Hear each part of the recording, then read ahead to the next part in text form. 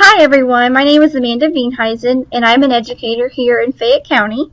I am going to have a workshop, an in-person workshop, but this is the opportunity for people who cannot attend to watch this video and kind of go through what we're going to go through the workshop in case you're busy. Just another way to kind of get the information out. So first, in the workshop, I was just thanking everybody for coming and then kind of getting some new ideas for why people are interested in 4-H. And that's just a way to kind of help me figure out what topics are pretty important to parents and the students to kind of know what programs we can kind of gear towards. So if you have anything in particular, for instance, if your student or your child is really interested in pottery or showing pigs or something, if you let us know, we can kind of gear some new programs towards either one of those. So that was just kind of a introduction / icebreaker to kind of see what we could program-wise what we could do. And as far as the next part of the program, we're going to spend a lot of time talking about when to enroll. The traditional 4-H is available for students in grades 3 through 12. We do have a mini 4-H program here in Fayette County. That is kindergarten, 1st, and 2nd grade. However, this workshop is going to be designed for traditional 4-H members. And then there is a new 4-H enrollment process, and this is something that's going to be done completely online. So it's something completely new to us. So if you have any questions when you're trying to enroll, please feel free to call us. We will help you walk through it because it is a very new process. There will be a $25 fee to enroll, and that just helps cover all the different events, programs, things that you can do as a 4-H'er. And with also it being new, there is a different date to sign up, and that usually we had it in April 1st. However, now with the new enrollment, it is now November 1st through January 15th. And just to stress that again, you have to enroll in 4-H November 1st through January 15th. Somewhere in that time frame, you have to sign up for 4-H. So I'll probably repeat that a couple more times throughout this video, but that is a new deadline you have to make sure you sign up by. And then there's also the website, and I'll go through and show you how to work through that. So for the next step, we have several different projects that your students can do as 4-H members. There's just several different ones, and if we go to the Indiana 4-H website, which I'm bringing up here, this is a project list. And I mean, there is just anything from aerospace, beekeeping. If you want to show animals, there's the beef and the poultry and the chickens, and the rabbits, waterfowl, goats, horses, any of those. But also, it's not all about just showing livestock. I mean, you could do sewing, photography is a big one, all those different things. And then down here, this is basically in your exploring 4-H, this is your mini. So this is just to get a taste of what traditional 4-H is like. But you could go to any of these pages, say you want to do photography. So you could click on that, and this would bring you to all these different resources. So you can view manuals, you can view the scorecards even if you want to see what you're going to be judged on. Record sheets, because you will need to turn in a record sheet for every project. That's just learning through the process, keeping records. It's a big component of 4-H. It's learning through all these different processes and to learn responsibilities. But then there's all the requirements. If you make it through county level and it's worth if you've done an excellent job and it's going to go to state fair, you want to make sure that you're making sure that you do all these requirements and everything is ready to go. So you can definitely check out this website, the Indiana 4-H website, and look through all these different projects and see what really interests you. And that's going to be very helpful when you're filling out your online enrollment, because you'll have to sign up for which projects you would like to do. So that's a great resource to look at. And also, let's go back to this. And it's not wanting to. Alright, get rid of this. So that's a great resource to look at as well. So to go through some of the steps for completing a project, because there are several due dates and guidelines that you do have to follow. So I thought it would be a great idea to say, let's say you're going to show goats and pottery. So here's the steps that you're going to make sure you do. First, you're going to make sure you've already enrolled online for goats and for pottery, and that makes sure that you're enrolled in those projects. So then after that, you will turn in an animal location form by May 1st to the Extension office. And that basically is just a form that states if you have the animal on your property, or if you decide you want to lease an animal, you have that paperwork in, and you also have the location form of where that animal is housed at. That's just for, as a 4-H'er, you're supposed to have possession of your animal by May 1st. So that's the importance there. You also want to complete the online enrollment process for entering your goat. You can also turn in a paper copy to the Extension office by May 1st. It's basically, the paper copy is the same thing as the online enrollment process. It's just a copy for the Extension office to have, but you will want to go through the online system to enroll your goat.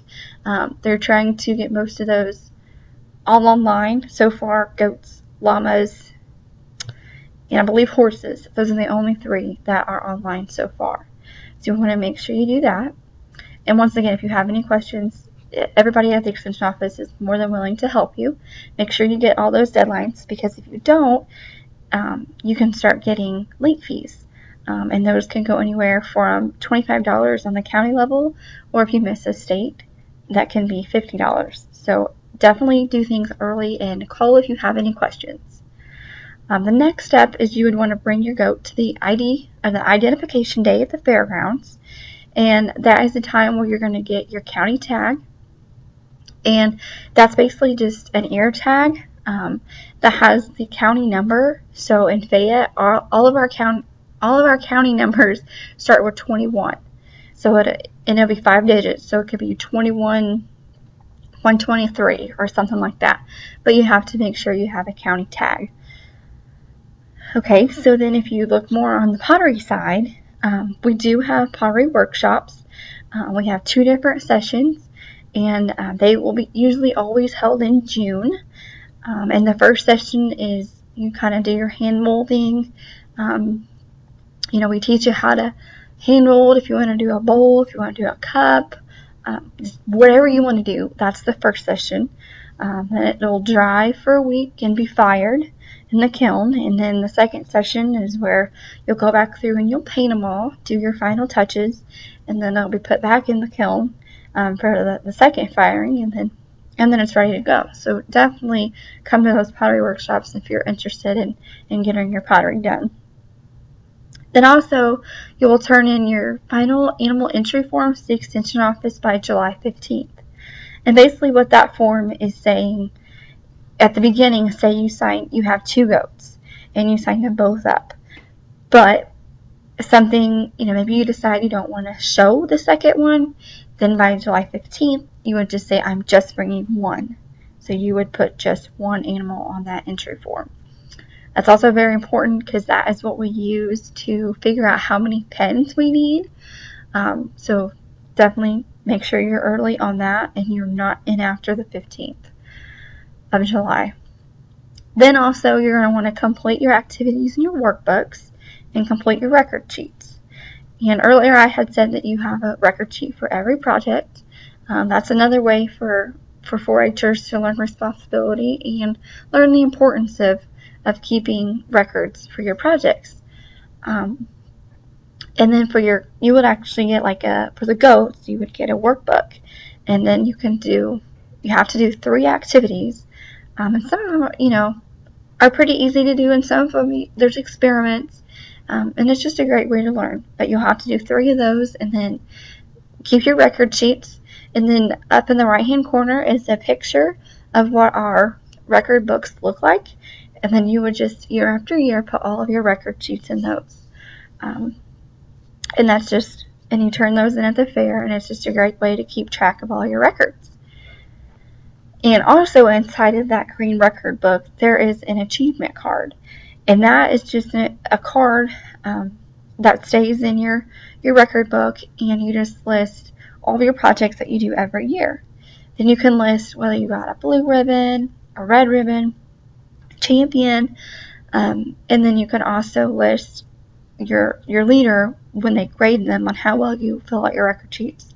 They'll put like an A, a B, however well you did on your records. The nice thing about making sure that you fill that out year after year is that there is a scholarship that you can apply for. So you want to make sure you keep all your records up to date, because it can help you in the end get a scholarship for college.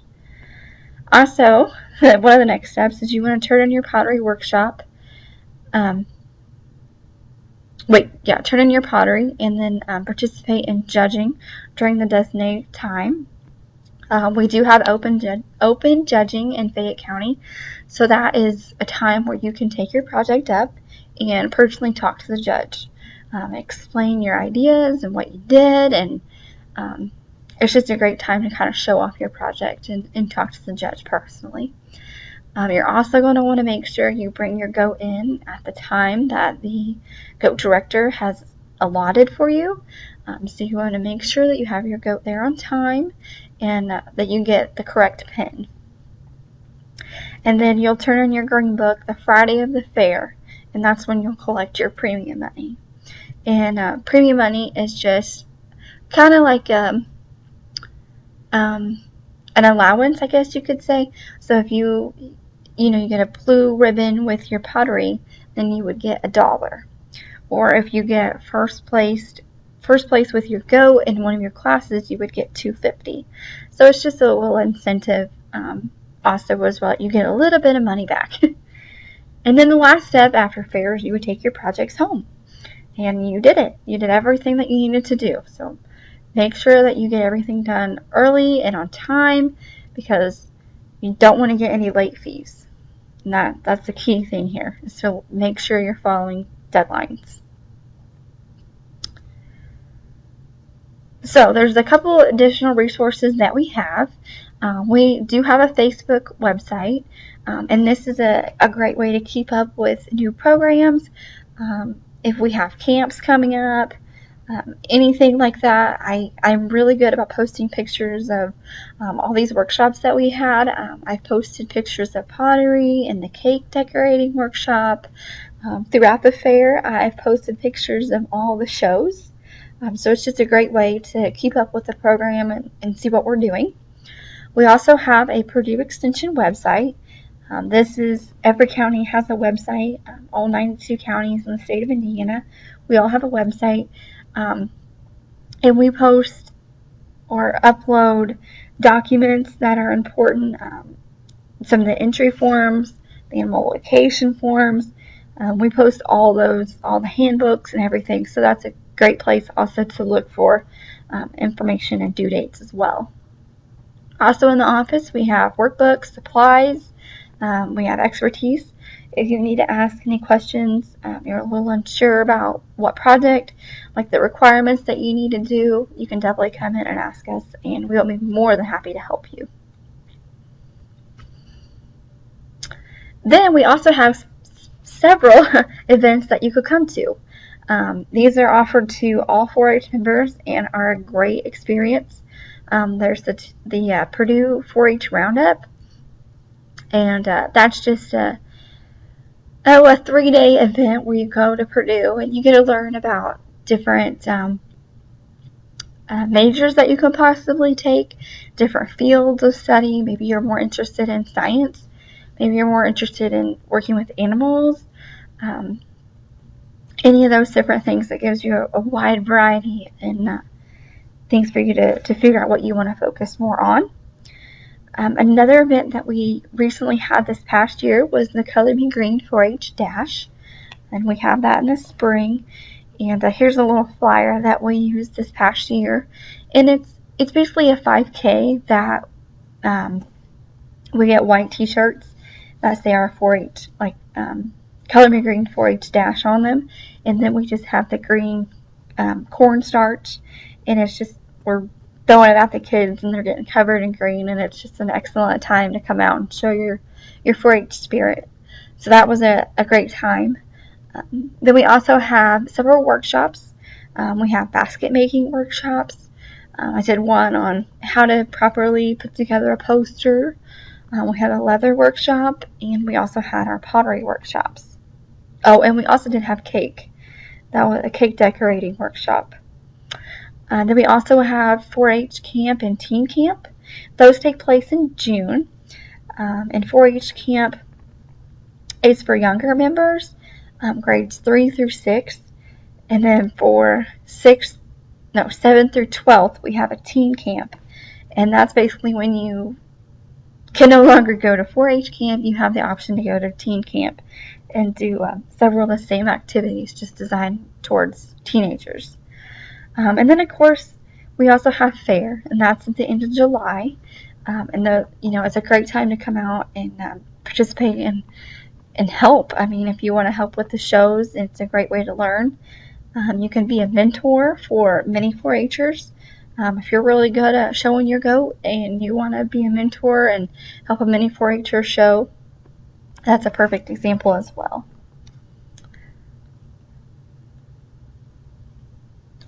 And then that's pretty much the end of the workshop. We'll go through more details on enrolling on the online system, answering questions about that, going over more projects, if anybody has a particular interest. We're also going to have older members, maybe some of the junior leaders, come in and talk to some of the younger 4-Hers who are interested in joining 4-H, kind of give them a feel for what you can do in 4-H, why they enjoy it, kind of like some tips on what to do. That's always great to have older 4-Hers come there and kind of share some knowledge as well. So if there are any questions, feel free to contact me. The office number is 765-825-8502, or you can email me. It's just avienheisen@purdue.edu. So kind of go into a few more things that we would go over at the workshop. This is the 4-H online system. So we would kind of just go through it and talk about the different, once again, kind of go over the projects and how to sign up and answer any questions that are, come up. And also we can go through, like if they want to go ahead and enroll online, that would be a perfect opportunity. And for people that are at home that could not attend, and that goes the same thing for you. If there is a time where you would like to set up an appointment and actually walk through the online system, we can definitely do that as well. Or I can talk to you over the phone. Either way, I just want to make sure people know that there is help out there. Another thing that we're going to go over at the workshop, let me log in here, is the Facebook page for Fayette County.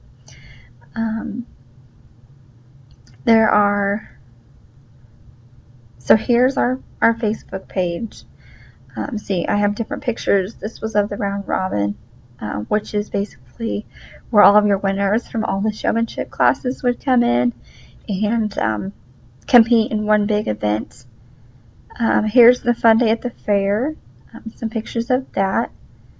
Let's see, then I posted some of the rabbit show, some of the sheep show, so you can see the variety of posts that we have. The goat show, we send out information if there is any questions that they have.